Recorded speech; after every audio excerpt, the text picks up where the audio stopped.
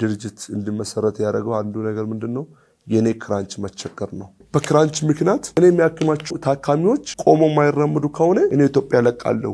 ተግዳሮቶቻችን በመልካም መቀየር እንችላለን እያልከን ነው። 5-6 ላንጉጆችን እዛው እግዚአብሔር ሰጠኝ። መውለድ አይቻልም የሚል አመለካከት ነበረ። ተወደደ ድንቅ ወንድም ነው መለስ ኢዮብ ይባላል። እንኳን ደህና መጣ።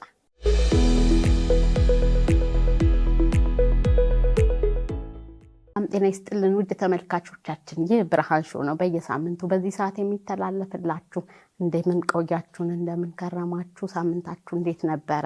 እኛ ጋር በጣም ቆንጆ ነው። የእግዚአብሔር ምሕረትና ቸርነት በስቶልናል። ዛሬ ይዤላችሁ የመጣሁት እንግዳችን የራሱ የአካል ጉዳት ሳይበግረው በብዙ ውጣ ውረድ ውስጥ በማለፍ ለሌሎች ደግሞ የአካል ድጋፍ የተለያዩ ነገሮችን በመስራት በቅናሽ ዋጋ ሰዎችን እያገዘ ያለ በጣም የተወደደ ድንቅ ወንድም ነው መለስ ኢዮብ ይባላል። እንኳን ደህና መጣ። እንኳን ደህና ቆያችሁ። በጣም ደስ ብሎኛል። እኔንም በጣም ደስ ብሎኛል።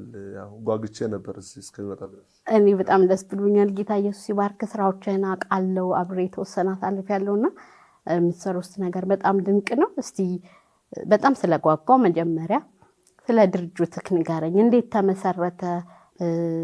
የአካል ድጋፍ ትሰራላችሁ፣ ዊልቸሮችን ትሰራላችሁ፣ ክራንቾችን ትሰራላችሁ እና ይህንን ሁሉ ጀስት እያየን ነው። አንተም አካል ጉዳተኛ ነህና እየሰራችሁ ለሰዎች በነፃም እንደምትሰጡ አውቃለሁና ይህ ድርጅት እንዴት ተመሰረተ? እስቲ ጥቂት ንገረኝ።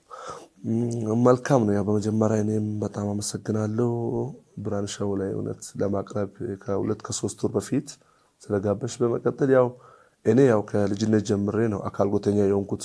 ለሁሉ ነገር ምክንያት ያስፈልጋል። ያ ማለት ምንድነው ይሄ ድርጅት እንዲመሰረት ያደረገው አንዱ ነገር ምንድነው የኔ ክራንች መቸገር ነው። የኔ ክራንች መቸገር እና በክራንች ምክንያት ለ1 አመት ለ2 አመት እየተሰበረብኝ ሲያንሸራተኝ እየተነሳው በአንድ አጋጣሚ ክራንች ለማግኘት ከሀደሮ ከተማ ወደ ወላይታ ሶዶ which is በጣም ፒስታ መንገድ ነው፣ ስፓልት አይደለም፣ አስቸጋሪ ነው እና እዛ መጥቼ ነው ክራንችን ያገኘሁት። ያ እኔ ምክንያት የሆነልኝ የኔ መቸገር። በመሰረቱ ያው ክራንችና ዊልቸር መቸገር አዲስ አበባ ውስጥም የተለመደ ነገር ነው። እኛም በብዙ ጣውረድ ውስጥ ያለፍነውና ያንተ ደግሞ ይሄንን በጣም ተነሳስተህ አይ ቲንክ አማኑኤል አይደለም የሚባለው የድርጅታችሁ ስም አማኑኤልን ስትከፍቱ አሁን ላይ ምን ያህል ሰራተኞች ነው ያሉት? ምንድነው እየሰራችሁ ያላችሁት? እንደገና ቅርንጫፎቻችሁ የት ናቸው? ኦኬ ጀነራሊ ያው እኔ ያው ከልጅነት ጀምሬ ነው የአካል ጉዳተኛ የሆንኩት በፖሊዮ። ከዛ የተነሳ ያው ክራንች ወይ አርቲፊሻል ወይንም አካል ድጋፍ መቸገር አሁን እንዳልሽው ሞላ ኢትዮጵያ ላይ ያለ ነው። ግን የኛ ደግሞ ይብሳል ደቡብ ከመሆኑ የተነሳም ወደ ታች ከመሆኑ የተነሳም እና ከዛ የተነሳ ክራንች ተቸግሬ በቤተሰብ ዘንድም ትንሽ አካል ጉዳተኛ በመሆንም ኢግኖራንስ አለ። አንዱ ቤተሰብ ከአንዱ ቤተሰብ ጋር እኩል አይታይም።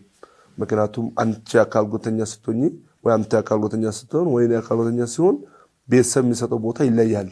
በትሪትሜንትም በትምህርት ደረጃም በሚያደርጉት ነገር ሁሉ ይለያልና እኔ ክራንች መቸገሬ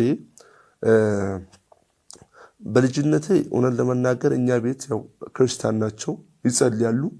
ምንድነው እግዚአብሔር ለዚህ ልጅ ስፔሻሊ ጸልዩለት እግዚአብሔር ሰው አነሳለሁ ብሏል። ማለማዘር ለዚህ ልጅ ሰው አነሳለሁ ብሏል። የዚህ ቤት ራስ ሊሆንም ይችላል ይላል። ግን ቤት ሲቀልዱ ነበሩ። እኛ ቤት ላይ ልጆቹ ይቀልዳሉ። ኧረ ተው እኛ ደቡብ አፍሪካ ሄደን ያው የኔ ትውልድ ሀገር ወደ ካምባታ ነው ሆሳና በኩል እና እኛ ደቡብ አፍሪካ ሄደን ለሱ ሱቅ እንከፍታለን፣ ጆብ ሎን እንሰጣለን፣ እዚህ በርለን እንዴ እናደርጋለን ሲሉ ነበሩ። እግዚአብሔር ደግሞ ለዚህ ልጅ ስፔሻሊ ጸልዩለት አለ። በዛ እኔ ክራንች እየተቸገርኩ ለከስ ክራንች መሰበርም አላማ ነበረ። ክራንች ተሰብሮብኝ እንጨት እዚህ ጋር ይገ ያው ወይ ሲሰበር ይሄንን ለማገናኘት ስለማይበየድ ያንንም የሆነ ነገር አርጌ ያ ሲሰበርብኝ ወርቃለሁ። ያንን እንደገና ያችን እንጨት ከሁለቱ በኩል አውጣና እንደገና አስከብቼ ነው የምጠቀመው። ከዛ ቤት ውስጥ ያው እግዚአብሔር ተናግሮልኝ ያው እኔ አላቅም ልጅ ነኝ ብዙም ማዘር እንድትጸልይ ነው አሳይመንት ተሰጠላት። እኔም ባለኛ አቅሜ ጸልያለሁ ልጅ ቢሆንምና በአንድ እግዚአብሔር ረድቶኝ ወደ ወላይታ ሶዶ የሆነ መኪና ጠይቄ ወላይታ ሶዶ ሄድኩ። ስንት ዓመት ነበር ታስታውሰው? 14 ዓመት ላይ ነው። 13 ዓመት ላይ ነው። ወላይታ ሶዶ ሄድኩ። ወላይታ ሶዶ ሆስፒታል ሲሄድ ሊያስገቡልኝ ፍቃደኛ አልነበሩም። ያው ይሄን ሁሉ ብቻዬን ነበር፣ ከቤተሰብ ጋር አልነበረም። እነሱንም አልጠየቅኳቸውም። እነሱም 1 ዓመት ሙሉ ሲሰበርብኝ ከአዲስ አበባም ሆነ ከቅርብ ቦታ ወይም ከአርባ ምንጭ ሊያመጡልኝ ይችሉ ነበሩ። ግን ቅድም እንደነገርኩሽ አካል ጉዳተኛ ስትሆኚ ብዙ ጊዜ ተስፋ ይቆረጣል፣ በቤተሰብ በጎረቤትም። አንዳንዱ ደግሞ ራሱን ተስፋ ይቆርጣልና እኔ ደግሞ ኖ ለምን ብዬ በራሴ ሄድኩ። ሊያስገቡልኝ ፈቃደኛ አልነበሩም። እንደገና ወደ ያለ ተመለስኩ። የሆነ ዘመድ ቤት ነው መንገድ ላይ ነው መሰለኝ አደርኩ። አይ ቲንክ ዘመድ ቤት መለድኩ መሰለኝ። ከዛ እንደገና ሁለተኛ ሊሞክር ብዬ ክርስቲያን ሆስፒታል ሄድኩ። ሲሄድ አሁንም ነበሩ። ከዛ ጠዋት ነው እና የሆነ ነጮች ነበሩ እና የሆነ ህንጻ እያዩ ነው።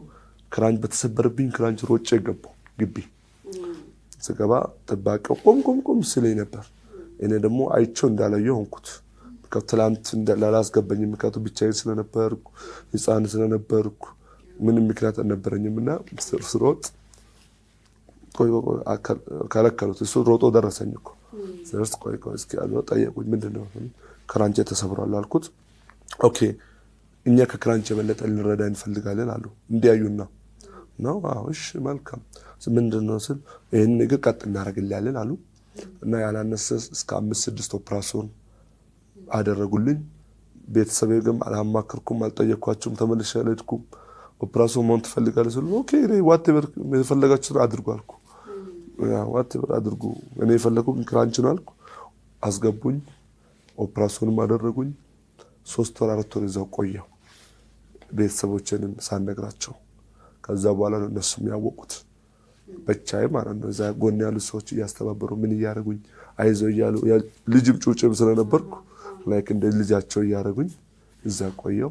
ከዛ በኋላ እዛው የተለያዩ ላንጉጆችንም ለመድኩ። ሆስፒታሉ ላይ አጠገቤ ላይ ሰው ስለነበረ አላማዬ ምንድነው ከሰዎች ጋር ቀጥታ ኮሙኒኬት ማድረግ ነው በራሳቸው ላንጉጅ እና እግዚአብሔር ረድቶኝ እዛም 5-6 ላንጉጆችን ለመድኩ። እዛው ዶክተር አንደርሰን ይባላል የአጥንት ስፔሻሊስት፣ እግዚአብሔር ይባርከው። አየና ይሄ ልጅ ከኔ ጋር መኖር አለበት አለ። ያኔ እግዚአብሔር የተናገረውን እግዚአብሔር ሊፈጽም ፈልጎ እንዳልገባ አደረገ። ያን ቀን ቢገባ አንደርሰን ላላገኝ ይችላልው፣ ሰንበሌን አግኝቼ ቀጠሮ ሊሰጠኝ ይችላል ወይ የለም ይባላልው። እንዳልገባ ተደረገ። ምክንያቱ ነው ሄጄ ስመጣ ደግሞ ነበረ በር ላይ የመሰዋዕቱን በእግዚአብሔር አዘጋጀ እንደሚባለው አላቃቸውም፣ እሳቸው ነበሩ። ከዛ ይሄ ልጅ ከኔ ጋር መቆየት አለበት አሉ። እዛው መቆየት ጀመርኩ፣ ስራ እየሰራሁ በ14 ዓመቴ። ከዛ እዛው እየቆየሁ እዛም ስራ ተሰጠልኝ። የተለያዩ ቋንቋዎችንም እዛው ለመድኩ። ያን የሚያወራው ትንሽ አማርኛና ከምባተኛ ነበረ። ከዛ እዛው እንግሊዘኛ፣ ወላይተኛ፣ አፋን ኦሮሞኛ በቃ ቢያንስ 5-6 ላንጉጆችን እዛው እግዚአብሔር ሰጠኝ።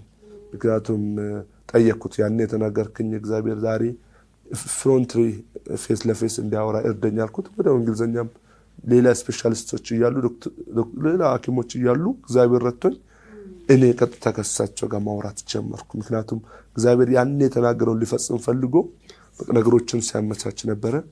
ከዛ በኋላ እዛው እያለው እየተንቀሳቀስኩ እያለው ያው ትምህርቴንም እዛው መማር ጀመርኩ። ፓርት ታይም ልጋባ ትምህርት ቤት ልጋባ በየነ ላይ እዛው ትምህርቴም ተፈቀደልኝ። እስከ 5-4 ተምሬያለሁ። ያው እየወደኩ እየተነሳው ቅድም እንዳልኩትም ሲያንሸራተኝ ወድቃለሁ ወይ አንዳንዴ አልሄድም። ያው 14 ዓመቴ ነው ብያለሁ። እንደምንም ትምህርት ቤታችንም ሩቅ አልነበረም ጥሩ ነገሩ እና ይማር ነበረ። ግን በማላቋረጡ ስለተሰበረብኝም እና ከዛ ልጋባ ላይ እንድማርም ተፈቀደልኝ። 6 ሰዓት ሰርቴ 6 ሰዓት ተማር፣ ማታ ለመማር አይመችም አሉኝ። ይሄ ሁሉ ለምንድነው? እግዚአብሔር ቃል ስለነበረ ነው እንጂ ሆስፒታሉ የተቋቋመው ለማከምና ስራ ነው እንጂ እንደዚህ ያስተማረ እኔ እንድሰራ ምናምን አይደለም። ግን ያኔ እግዚአብሔር የተናገረውን ነገር ሊፈጽም ፈልጎ ቀንም ትምህርት እንድማርም ፈቀዱልኝ እና ትምህርቴንም እየተማርኩ እና እዛ ትምህርት ቤት የሚያዩ ልጆች እኔ ክርስቲያን ሆስፒታል በመሆኔ ይጠይቁኝ ነበሩ እኔን ማለት ነው። እኛ ክራንች ተሰብሮብናል፣ ዊልቸር ተሰብሮብናል፣ ወይንም እኛን እርደን አስተባብረን ሲሉ ነበሩ እና ሲሉን ምን መጣ በጭንቅላቴ ላይ ወላይታ ሶዶ ላይ እንደኔ ያሉ ብዙ አካል ጉዳተኞች ለካ አሉ ምሎ ነገር መጣና አማኑኤልን ለመመሰርት ወይ አማኑኤልን ለማቋቋም መጣልኝ ጭንቅላቴ ላይ እና በአንድ አጋጣሚ አዲስ አበባ መጥቼ ነበር። ለምን ይሁን አይደለም ትልቅ ቦርሳ ይዣለሁ መጥቼ ነበር። አይ ቲንክ እዚህ ካቶሊክ ነው መሰለኝ የመጣሁት ከሚሽነሮች ጋር ያው እኛ ጋር የሚመጡ ሐኪሞች እዚህ ይመጣሉ ሊያግዙ እዚህ ካቶሊክ ሴንተር ማዘር ትሬዛ ጋር እና እዛ በመጣሁበት እዚህ መከታ የሚባል አለ። እኔ አባዱላ ተጠቅሜ ነው የመጣሁት። መከታ የሚባል የሆነ አካል ጉዳተኞች ማህበር አላቸው። ከ10 ዓመት በፊት እና 11 ዓመት በፊት ነው ያየሁትና ሲያይ አካል ጉዳተኞች ብዙ ይንቀሳቀሳሉ እዛ አካባቢ። ምንድነው ብዬ ጠየቅኩ። የአካል ጉዳተኞች ማህበር እኮ ነው ይሰራሉ አሉ። ነው እንዴ? አዎ ገባ ብለህ መጠየቅ ይችላል አሉኝ። እና ቦርሳዬን የሆነ ካፌ እዛው አስቀመጥኩና መኪና እየጠበቅኩ ነበር። ገባው አናገርኳቸው። አንተ ጎበዝ ወጣት ልጅ ነህ፣ እኛ እንዴ ተደራጅተን ነው ይሄም የኛ ነው፣ ይሄ ካፌም የኛ ነው፣ እቺ ነዳጅ ቦታም እኛ ነን የምንሰራው አሉኝ። ሜክሲኮ አካባቢ መከታ ይባላልና ከዛ በኋላ እውነት ለመናገር መጀመሪያም ልጆች እየጠየቁኝ ነበሩ። በዛም ላይ የኔ ክራንች መሰበርም ነበረ። እዚህ ጋር ያየሁትም ነገር ተገናኘን። ከዛ በኋላ ምን ሆነ አማኑኤል የሚለው ነገር ለማቋቋም ቻልኩ። አማኑኤል አካል ጉዳተኞች ማህበር። ምክንያቱም አማኑኤል ስለሙ ለምንድነው አማኑኤል ያልኩት ምክንያት ነበርኛ ያንን። ምክንያቱም በማህበር ውስጥ ያሉ ልጆችም የተለያዩ ስያሜ እስኪ ስንል አውጥቶ ነበሩ። እኔ መጨረሻ ከኔ ደግሞ አማኑኤል አልኩ።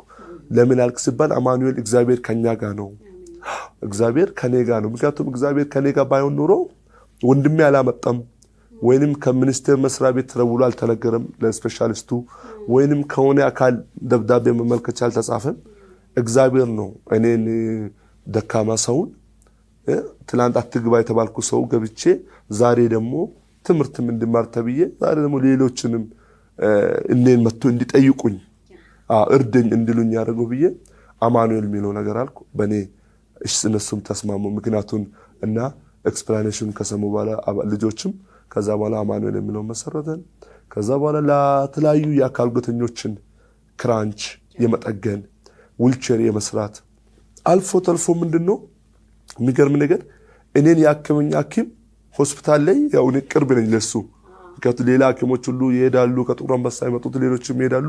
ቅርብ ስለሆንኩ ያለው ሁኔታ ያለው ከዛ ምን ሆነ ዶክተሩ አንድ ጊዜ በክራንች ምክንያት እኔ የሚያክማቸው ታካሚዎች ቆሞ ማይራመዱ ከሆነ እኔ ኢትዮጵያ ለቃለሁ አለ። ለምን ክራንች አልነበረም እዛ ግቢ ስል ዋይ ለምን ነው ክራንች ማይሰራው እላለሁ። ከዛ በኋላ በሆነ ሞዲፊክ ነገር ክራንች ሰራው በዛው እና ክራንች ሞዲፊክ ሲሰራና ከዛ አምጥቼ ይሄው ክራንች እኮ እንደዛ አልኩ።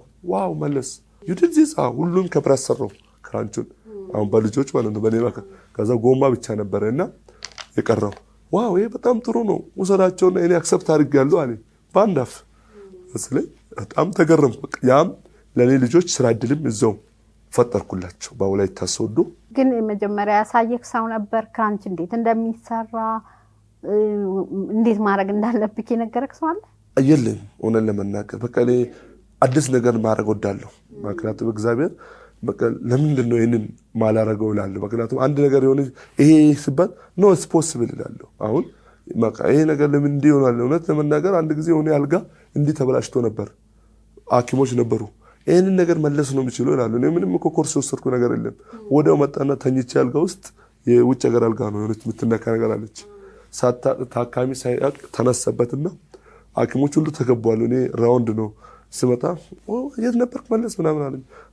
ሶሪ አርፍጃለሁ ብዬ ስመጣ እዚህ አልጋዬ መስተካከል አለበት ስሉኝ ፈረንጅም ነበርኩ አንደርሰም ከነሱ ጋር ስሉኝ ኦኬ ብዬ ገብቼ አስተካክለው ዋው ምናምን ብሎ ምክንያቱም ምንድነው ምንም ራሱን የቻለ በርግጥ ባዮ ዲፓርትመንት ሜንቴናንስ አሉ። ግን እኔ ደግሞ ዋይ ኖት እኔ ማረግ ከቻልኩ ለምን አላረግም ማስተካከል ከቻልኩ የሚለው ነገር ነውና አስተካክሉን ለማለት ፈልጌ ነው። ክራንቹንም ያሳየኝ ሰው አልነበረም። ያው እኔም ክራንች ተጠቃሚ ነኝ። ግን ዶክተር አንደርሰን ኮምፕሌንስ ያረግ ስለሰማሁ ነው እችን እስኪ እንዲስሩ እችን እንዲያርጉ እዚህ ጋር ሌዘር አድርጉ እጅ እንዳይበላ ይሄንን ቱቦ እዚህ አድርጉ በይዱ ብዬ ፋይናሊ በቃ ጥሩ ክራንች ሆነ። ለተለያዩ አካል ጉዳተኞች የስራ እድል መፍጠር ተቻለ። ብዙ አካል ጉዳተኞች ቢያንስ ከ40-30 በላይ ናቸው አሁን አካል ጉዳተኞች የስራ እድል አግኝተው የራሳቸው ስራ እግዚአብሔር ይመስገን። ያው እግዚአብሔር መጀመሪያ ዓላማ ስለነበረው የቀበሌ ቤት አግኝቶ አሁን ወላይታ ሶዶ ላይ አካል ጉዳተኛ ሲባል ማግባት ወይንም መውለድ አይቻልም የሚል አመለካከት ነበረ። ቢያንስ ከ8-7 በላይ እኔ ጋር የተጠጉስ ልጆች ተጋብቶ አሁን እኔ አስተባብረላቸው የራሳቸው ቤት ሶዶ ላይ ኖሯቸው አግብቶ 3-4 ልጆች ወልዶ ሲኖር ደስ ይለኛል። እግዚአብሔር ይመስገን። በጣም ትልቅ ነው። እግዚአብሔርን በጣም ስለመለስ እናመሰግናለን። ሌላው ግን በጣም ሳላመሰግነው ማላልፋው ከክልል ድረስ መጥቶ እኛ ጋር ኢንተርቪው ለመደረግ ፈቃደኛ ሆኖ ከዛ እዚህ ድረስ ስለመጣ በጣም ነው የምናመሰግነው።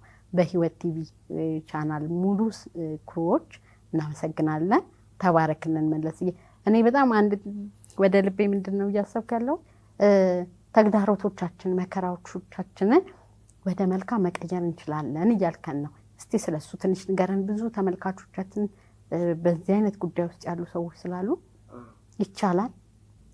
አዎ እውነት ለመናገር ሁሉ ነገር ለመልካም ነው ማለት አለብን። በህይወታችን ለስመጣ እንዲያመጣጡ ወስነን ራሳችን ማጥፋት የለብንም። አንዳንድ ሰዎች የሆነ አደጋ ሲመጣ በዛሬ ሁኔታ ይወስኑና ራሳቸውን ያጠፉ ሰዎች አሉ፣ አውቃቸዋለሁ። ለምን እግሬ ተቆረጠ፣ እግሬ ለምን እጄ እንዲሆነ፣ ለምን አይኔ እንዲሆነ ብሎ ራሳቸውን ያጠፉትን አውቃቸዋለሁ። እውነት ለመናገር እነዚህ ነገሮች ወደ መልካም መቀየር እንችላለን ከእግዚአብሔር ጋር ሆነን። ምን ለማለት ፈልጌ ነው? እኔ አሁን እግሬ እንደዚህ መሆኑ ዛሬ ለ40 እና 30 ሚለው እኔ አሁን ስራ እድል የፈጠርኩላቸው ነው እንጂ እግዚአብሔር ይመስገን ስንቱ ነው ቤት የሚያለቅሰው በኔ ምክንያት እግዚአብሔር ተጠቅሞኝ ሕክምና እያገኘ ያለው ዴሊ በቃ ሶዶ ክርስቲያን ሆስፒታል በኔ አማካኝነት አቅም የሌላቸው ሰዎች ቤት የሚበሰብሱ ሰዎች እንደኔ እኔውን አንደርሰን ባላገኘ ይበሰብሳሉ። እውነት ለመናገር ምንም የዛሬ ሁኔታ ማየት የለብኝም ትላንትናው ነውና እና እንደዛ የሚቸገሩ ሰዎች ብዙዎች ነው። አንድ ነገር ሲደርስልን it is for good ማለት አለብን። ምናልባት አንዳንድ እናቶች አሉ፣ አባቶች አሉ አካል ጉዳተኛ ልጆችም ሊወልዱም ይችላሉ። እኔ አሁን አካል ጉዳተኛ እንደመሆነ ምክንያቱም እኔ አሁን አካል ጉዳተኛ እንደመሆነ ትላንት በኔ ላይ ያሾፉት ወይ የቀለዱ ሰዎች ሸም ይዛቸዋል። ለምን አለን ይላሉ። ለምን ትላንትና አንተ እንደዚህ ነው የምትሆነው፣ አንተ እኮ እንደዚህ ነው የኔን ዴስቲኔሽን ዛሬ ላይ ይወስናሉ ሳያውቁ። እግዚአብሔር ግን ዛሬ ላይ አይቶ ለኔ ትልቅ ነገር ያደረገውን ነው እያደረገ ያለው አሁንም በስማልና ሰዎች ምን ይላሉ? በቃ አንተ እንደዚህ ሱቅ ሰርተን አንተን እንደዚህ አድርገን ያንተ መጨረሻ ይላሉና አይደለም። በህይወታችን ላይ እግዚአብሔር ዓላማ ስላለው ነው አካል ጉዳተኛ ሆንኩት። እኔም እንደ ወንድሞቼ እንደ እህቶቼ ውጭ ሀገር መሄድ እችል ነበር፣ እንኳንም አልሄድኩም። ምክንያቱም ለብዙ አካል ጉዳተኛ መትረፍ ትችላለሁ፣ ለብዙ አካል ጉዳተኛ ምሳሌ መሆን ይችላልና አካል ጉዳተኛ ልጆችም ያላችሁ ምናልባት አካል ጉዳተኛ ወንድም ያላችሁ ዘመድም ያላችሁ ፕሊዝ ቢ ፕራውድ። ምክንያቱም እግዚአብሔር ዓላማ አላችሁ። ባይሆን እግዚአብሔሩ ለምን ዓላማ ሰጠኝና እንዴት ሊያርግ ያንተ ክብር በዚህ ላይ እንዲገለጥ እርደኝ፣ አግዘኝ፣ ያንተ እጆች ይምጡ ማለት አለብን እንጂ ለምን ተወለድክ፣ ለምን ሰጠኝ፣ ለምን ሆንኩ ብለን መሆን የለብንም። እግዚአብሔሩ በኔ አንተ ተገለጽ፣ በኔ ሱሩ በዚህ ሁኔታ ተገለጽ። እኔ አካል ጉዳተኛ ሳልሆን ቀርቼ ወይንም አካል ጉዳተኛ ያልሆነውን ወልጄ አንተን ከሚያዋርድ ወይንም ያልሆነ ህይወት ላይ ከሚገባ እንደዚህ ሆኜ አንተ የምትገለጥበትና እኔ የሚከብርበት ነገር ይሻላል። ምክንያቱም እኔ አሁን አካል ጉዳተኛ ባልሆን እንደ ማንም የሆነ ያገረጀ ዝም ብዬ መኖር ይችላል። ዝም ብዬ ግን ዛሬ እንዲህ በመሆኔ ደስተኛ ነኝ፣ እንኳንም ሆንኩ። ምክንያቱም እግዚአብሔር ተጠቅሞኛል፣ ምክንያቱም አይምሮም ሰጥቶኛልና ተስፋ መቁረጥ የለብንም። ወደ መልካም አጋጣሚ መቀየር እንችላለን። አይታችሁ ከሆነ ወይ ሰምታችሁም ከሆነ እኔ ብቻ ሳልሆን ብዙ ሰዎች አሁን አካል ጉዳተኛ ልጆች ያላቸው ለምሳሌ አፈ ጉባኤ የነበሩ አባ ጉዳዩ ገመዳ እሳቸው አካል ጉዳተኛ ልጅ ስለነበራቸው ነው ዛሬ ለብዙዎች ልጆች የመፍትሄ አካል የሆኑት ዘሴማስም ሌሎችም። ስለዚህ ባይሆን እኔም እንደ እከሌ በዚህ ምክንያት ምን ማድረግ አለብኝ? እነሱ እኮ አንድ ልጅ ነው ያለው፣ እዚህ ጋር እኮ 3 አካል ጉዳተኛ ልጅ የወለዱትም አሉ። ማሰብ ያለበት እዚህ ጋር አለ እኮ አካል ጉዳተኛ የነሱ ትንሽ ሊጫወት ሊናገርም ይችላል፣ እዛ ጋር ደግሞ ምንም አይናገርም አለ።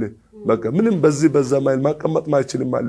እንደዛ ነው ማሰብ ያለብን እንጂ ለምን ሆነ እንዴት ተፈጠረ ሳይሆን ለመልካም አጋጣሚዎች መጠቀም አለብን ለማለት ወዳለሁ።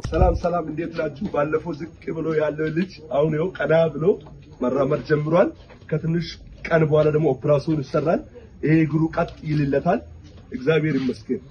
ምክንያቱም እንደዚህ አይነት ህፃናት ቤት ካሉ እባካችሁ የአጥንት ሐኪሞችን እንዲያገኙ ዘንድ በተቻለ መጠን አግዟቸው። እኔ አሁን በማህበራዊ ሚዲያ ላይ አይቼ ነው ወንድሜን የጠራሁትና አሁን ይኸው ደስ ብሎት እየተራመደ ሃይሎ በይ አባ ሃይሎ ይሄ ሁላችንም የህይወት ምስክርነት ነው። እግዚአብሔር በእኛ ተጠቅሞ ብዙዎችን እያዳነ ስለሆነ መለስ እንዳለው ልጆቻችሁን ልክ ስትቀበሉ እግዚአብሔር ለምንድን ነው የሰጠኝ፣ ነገ በእነዚህ ልጆች ምንድን ነው የሚጠቀመው፣ ምንድን ነው ሊሰራ ያለው የሚለውን ነገር ማሰብ በጣም ትልቅ ቦታ ያደርሳቸዋል እንጂ የመጣውን ኬዝ ይዛችሁ የዬ ማለት በማልቀስ ምንም ለውጥ እናመጣም። እግዚአብሔር ጋር በማምጣት በድፍረትና በጥበብ ነገሮችን ማድረግ በጣም ትልቅ ዕውቀት ነው። ደግሞ ከመለስም ታሪክ የምንማረው ይሄንን ነው። እግዚአብሔር ይመስገን መለስ። እኔ በጣም የገረመኝ ብዙዎቻችን ያው ኮምፈርት ዞን እንወዳለን። እንኳን እኛ አካል ጉዳተኞች ጉዳት አልባዎቹም ኮምፈርት ዞን እንመርጣለን። አንተ ግን በየገጠሩ ስትሄድ ካለው በተለያየ ቦታ ሰዎችን ለመርዳት ትሄዳለህ። በጎ ስራዎችን ትሰራለህ። ዊልቸር ብቻ አይደለም በፋይናንሻል ታግዛቸዋለህ። እንደገና ሲታመሙ ወደ ከተማ መጥተው እንዲታከሙ ታደርጋለህ።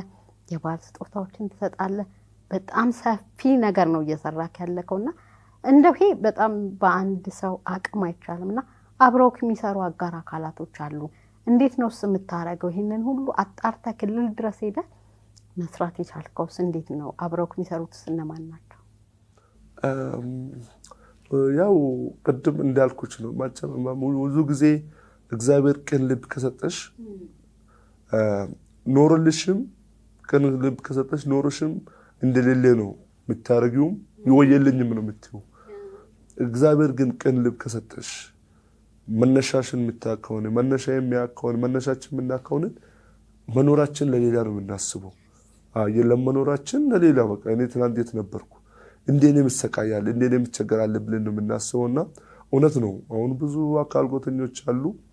ለነዛ ሁሉ እኔ ብቻ ሁሉንም በቃ ቢደርስና ቢያግዛቸው ወይ እንደኔ ከኔ በላይ ዕውቀት ያላቸው ከኔ በላይ መስራት የሚችሉ ከኔ በላይ ታለንት ሆኑት አሉ ብዙዎች ቢደርሳቸው ደስ ይለኛልና ያው እኔ አሁን በራሴ ጥረት ነው እውነት ለመናገር በተለያዩ አካላት ሰፖርት ወይ በተለያዩ ድርጅቶች ሳይሆን በራሴ ጥረትና በሶዶ ክርስቲያን ሆስፒታል አማካይነት ሶዶ ክርስቲያን ሆስፒታል ውስጥ ደግሞ በዶክተር አንደርሰን እሱ ነበር ሲያስተባብር የነበረው ከኢትዮጵያ ሳይወጡ በፊት እና የኔ ዓላማዬን በቃ እኔ እውነት ለመናገር ያው ራሴን ከፍ ለማድረግ ሳይሆን አንድ ጊዜ አንድ ወዳጅ ነበረ ከኔ ጋር አዲስ አበባ መጥቶ ነበር። አሜሪካ የተባልኩት ወቀስ ተሰጥቶልኝ ነበር በሕክምና ያው ኖርማሊ ለሕክምና ነው የተባልኩት ግን ማሄድ ይችል ነበር እና ዶክተሩ ጋር ለማሳደስ መጥቼ ነበር እዚህ ቦርድ ወርቀቱን ማለት ነው። ከዛ ልጁ ከኔ ጋር ነበር ውጪ ነበር ያው ከዛ ዶክተሩ መለስ እንዴት ነው በየአመቱ እየመጣ ወርቀት ታሳድሳለህ ለምንድን ነው ያልሄድከው አለኝ። ስለኛ ዶክተር አንዳንድ ያልጨረስኩ ነገር አለ አልኩት። አረ በእናትህ ቆየ እኮ እንዴት ያው ሁለተኛ ሶስተኛ ዙር አለኝ። ስለኝ ልጁ ውጪ እየሰማ ነበር ያው ኦሬዲ በሩ ጋር ነው ቅርብ እና መለስ አንተ አሜሪካ ለከሄድ ተብለህ ነበር አለኝ። ተብያለሁ ግን ቆይ ጊዜ አይደለም ምክንያቱም እኔ ማሄድ እችላለሁ ችግር የለውም በዚህ ማሄድ ምንድነው እኔ ያመቻቻለሁ ምናምን አለኝ። በቃ አጋጋ ብላኝ በያስረሳውትና ሄድኩት። ከዛ ለሁሉም ሰው ይነግራል እዛ ከኔ ጋር ለሚታወቁ ሰዎችና ምንድነው እኔ ቅድም እንዳልሽው እንደዚህ ሆኜ ለተመቻቸው ቦታ መኖር እችላለሁ እውነት ለመናገር ግን ቢያንስ ምናልባት በለኔ ስጋ ወይ ለኔ ህይወት ብዬ በሄድኩት እግዚአብሔር ደስ ሊያሰኝ ይችላል። ግን እዚህ በመሆኔ አንድ ሰው ወይ ሁለት ሰው መርዳቴ ለኔ ትልቅ እርካታ አለው እና ብዙ ሰዎች አሉ በጣም መደገፍ ያለባቸው መረዳት ያለባቸው በክራንች ምክንያት ቤት የቀሩት በዊልቸር ምክንያት 40 አመት የተንፋቀቀች ቤት የቀሩት አሉ በተለያዩዎች አሉና ቢያንስ እነዚህ ሰዎችን ለመርዳት እዚህ መሆኔ ከኔ በላይ ለነሱ ይጠቅማል እግዚአብሔርም ስሩ በዛ ይከብራል ማለት ነገር ስላለኝ በተቻለ መጠን ያረኩኝ እግዚአብሔር ደግሞ ይረዳል። ምክንያቱም ራዩንም የሰጠው እግዚአብሔር ነው። ትላንትም የተናገረው እግዚአብሔር ነው።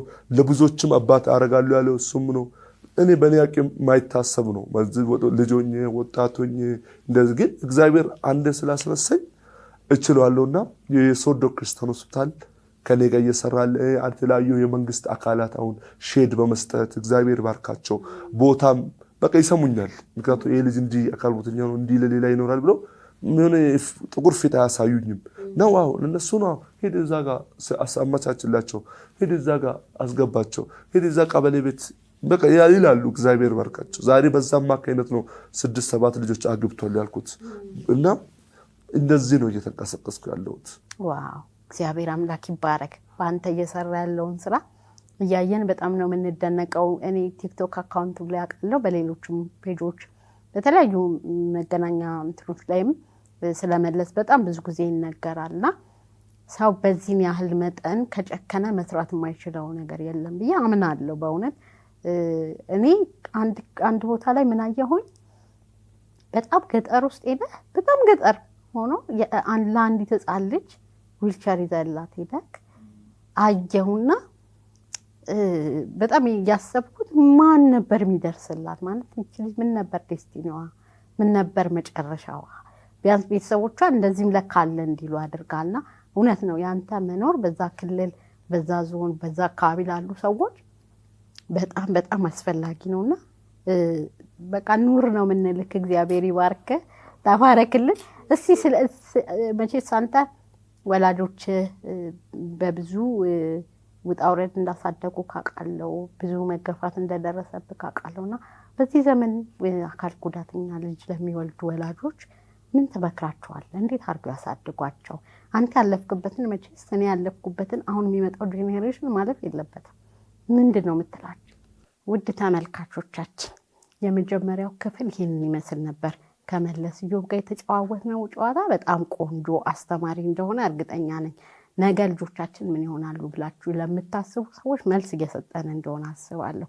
የሚቀጥለውና ሁለተኛውን ክፍል በሚቀጥለው ሳምንት ይዤላችሁ እስከምመጣ ድረስ መልካም ሳምንት። የእግዚአብሔር ምሕረት ከእናንተ ጋር ይሁን። ተባረኩ።